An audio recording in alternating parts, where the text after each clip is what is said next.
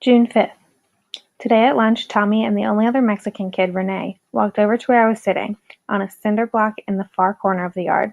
They sat down on the blocks on either side of me, and at first they didn't say anything more than hey.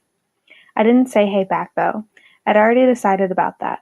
How it's probably better in a group home to just roll solo and do your time and don't mess with nobody. So the fact that they even came over by me in the first place kind of pissed me off. It was quiet for a minute as we ate. All three of us had paper plates with microwaved corn dogs and big piles of ketchup and mustard. Tommy lifted the corn dog to his mouth, took a huge-ass bite, and chewed. He was wearing short sleeves, the same generic white t-shirt we all had to wear, and I stared at his fat-ass arms as he looked at the ground. Sometimes I can't even look at fat when it jiggles, man. Straight up. I know it's wrong to think that way, and some people can't help it because of their thyroid glands or whatever, but I'm saying, jiggling fat makes me kind of sick. I don't even know why. Shit's even worse when the dude whose fat it is, like Tommy, is sitting there chewing on a damn corn dog with its mouth all open. I turned to look at Renee, who was waving at a fly buzzing in his face. There was a grip of flies in the backyard, by the way. At a certain point, you just had to give up trying to wave their asses away. I finished my first rubbery jog, tossed the stick back on my plate, and picked up the second. Dipped it half in ketchup, half in mustard, and took a bite. Me and Renee thought we'd better tell you something, Tommy finally said. Right, Renee? Renee nodded. He swatted another fly and then kicked at it. I didn't say a word back, thinking maybe they'd get the hint, but they just kept on talking. Monk's touched, man, Tommy said, tapping his right temple with his pointer finger. Me and Renee been here longer than anybody, and trust me, man, that dude's sick in his head. Don't seem like nothing when you look at him, Renee said, but Vado never lost no fights here. He's out of his mind, that's why. I lowered my food and looked right in Renee's eyes, said, Yo, dog, I got an idea. What's up? Why don't you go tell this to somebody who gives a shit? They both looked at me, stunned. Then they looked at each other. Oh, it's like that, Tommy said. Then he paused for a long time, trying to think up what he was going to say next. You that much of a badass? Renee said. I shrugged. Nobody's calling anybody a badass. I'm just saying. You know what, Tommy said. I didn't even want to come over here. Renee made me because you're both Mexican. We was just trying to tell your dumbass, Renee said. I shrugged and looked at the ground. I kind of felt bad for popping off like that, but at the same time, man, it's not like I asked these people to come over and tell me how messed up some Chinese kid is. Renee swatted another fly and shook his head. He took a deep breath and said, Look, I'm just saying, all right? That boy don't got no morals. And you and him had a beef. Like Tommy said, I look out for my people. It's how my uncles raised me. Watch it. That's all he's telling you, Tommy added. Renee nodded. That Vado will do any single thing that comes in his head. I took another bite of my corn dog and stared at the patch of dead grass under my feet, chewing.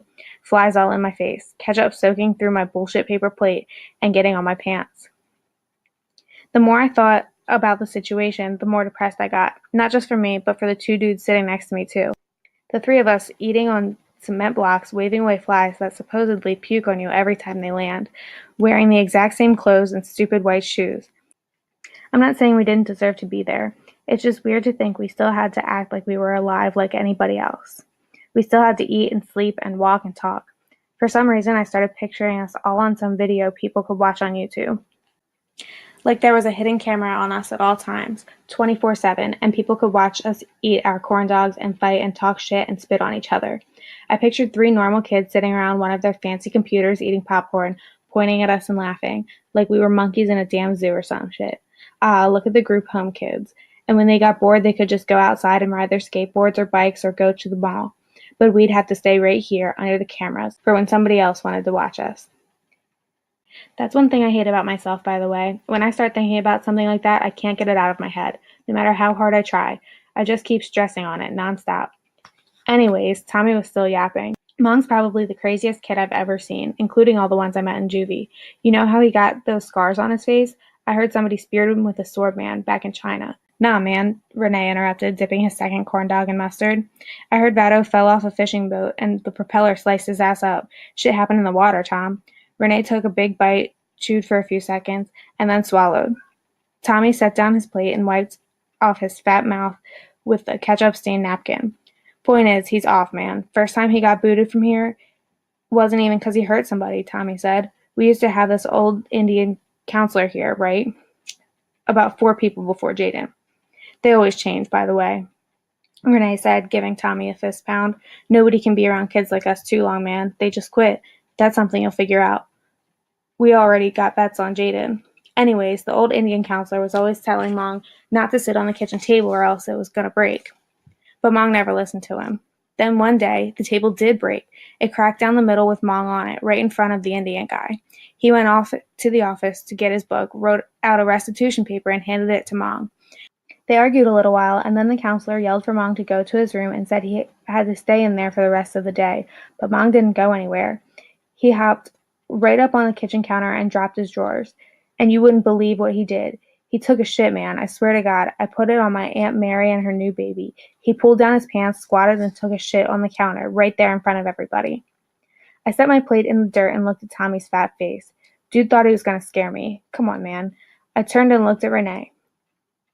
He was one of those skinny Mexicans you see out on the soccer field during recess, running all around after the ball, never getting tired.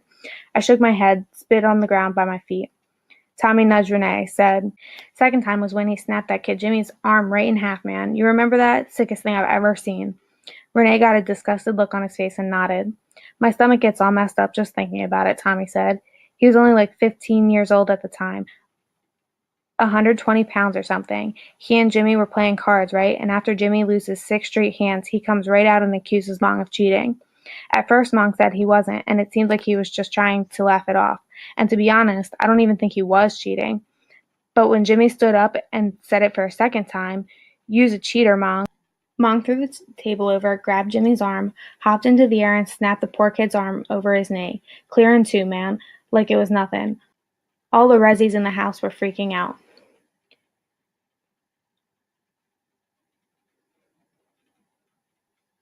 I just stared right back at Tommy with a straight face. Dude thought he was scaring somebody. Shit. Renee kicked another fly. Said, Jimmy made a scream like I ain't never heard in my life. We all had to cover our ears, and the bone was sticking straight out of his arm. And Mong just stood over him, saying the same thing over and over. I didn't cheat. I didn't cheat. Les came to get him with the cops that time. Took him away in handcuffs, Tommy said, shaking his head. We all said it was an accident. Just happened during their fight. Even Jimmy said that. Don't nobody rat on each other in here, man. That's another thing you'll learn. I rolled my eyes again and spit next to my shoes, but they just kept talking. They took him back to juvie for 9 months that time, and nobody ever found out how it really happened. Point is, though, how many people do you know that are capable of something like that? Weird thing is, he's smart as hell, too, Renee said. If you ever get him talking, I mean, probably the smartest kid I ever met. Yeah, Tommy said, but if they knew how he was really like, he wouldn't even be here. They'd put him in solitary confinement, or they'd try him as an adult. I looked back and forth between those two busters, shaking my head, making like I was barely listening anymore, even though I was. Tommy ran his hand through his hair and said, DeMarcus heard Les telling someone on the phone he doesn't think Mong will see 18. It's because he's so crazy. That's what I'm thinking, Renee said, swatting another fly. I picked up my plate and folded it in half. Corn dog sticks inside, ketchup squeezing out the far end. Let me ask you guys something, I finally said, switching my plate from one hand to the other. What's up, Tommy said. I stood up, looked at Renee again, and then back at Tommy. What makes you think I want to hear about some Chinese kid taking a shit on the kitchen counter? I shook my head and started walking away, said over my shoulder, You ask me? That's some straight-up gay talk, man. It's called looking out, dumbass, Renee said. Screw it, Tommy added. You're on your own then, man. I don't care what happens to you now. It's game over for you, dude. Peace. Peace, I thought, laughing to myself. I slid open the sliding glass door and went back into the kitchen. Peace. I tossed my plate into the trash and walked through the hall to my bedroom and plopped down on my bed. Peace. What the hell's that word even mean, man?